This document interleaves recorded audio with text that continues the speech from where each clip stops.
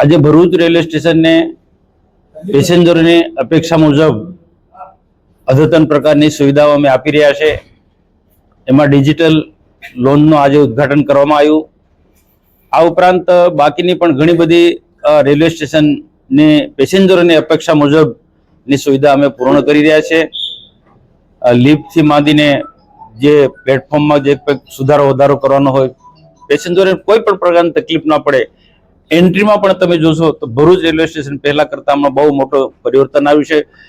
અને અમે જ્યારે પેસેન્જરો અથવા આમ જનતાને બહારથી પૂછે તો ખરેખર લોકો બહુ ખુશ છે રેલવેના કામગીરીથી। સુંદર પ્રકારનું રેલવે સ્ટેશન આજે બની રહ્યું છે અને હજુ પણ આવનારા દિવસોમાં જે પેસેન્જરોની અપેક્ષા છે એ મુજબની તમામ પ્રકારની જે મોટા જે રેલવે સ્ટેશનો છે, બરોડા છે કે સુરત છે કે મુંબઈ, એવા રેલવે સ્ટેશનની જેમ જ આ ભલે રેલવે સ્ટેશન ભરૂચ નાનું છે પરંતુ તમામ પ્રકારની સુવિધા અમે ઉપલબ્ધ કરી ચૂક્યા છે અને આવનારા દિવસોમાં હજુ પણ ભરૂચ રેલવે સ્ટેશન સારામાં સારી સુવિધાવાળું સજ્જ કરીશું અને પ્રજાને કે પેસેન્જરોને જે પણ નાની મોટી તકલીફ પડતી હશે એને હંમેશા અમે સતત ધ્યાનમાં રહી અને એ તકલીફ દૂર કરવાના સતત પ્રયત્ન કરીશું।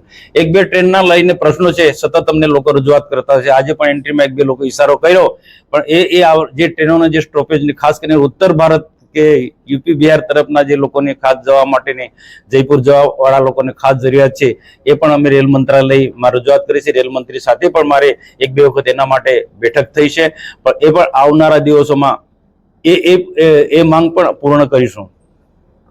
जी सर, नमस्कार। भरूच स्टेशन का सुधार का कार्यक्रम जो है, भरूच स्टेशन इंप्रूवमेंट वर्क जो है, अमृत भारत स्कीम जो माननीय प्रधानमंत्री ने इनिशिएट कराई थी, उसके तहत डेवलपमेंट हो रहा है स्टेशन का। इस संदर्भ में माननीय सांसद श्री भरूच स्टेशन पे निरंतर आते रहते हैं। पिछले साल भी सर की 2 बार विजिट हुई है।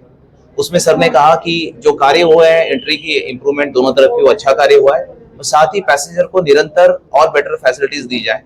इसी श्रृंखला में सर ने हमें कहा था कि जैसे बड़ौदा में एक डिजिटल लॉन्च बना है, सेम उसी तरह का भरूच में भी कुछ फैसिलिटी हम डेवलप करें।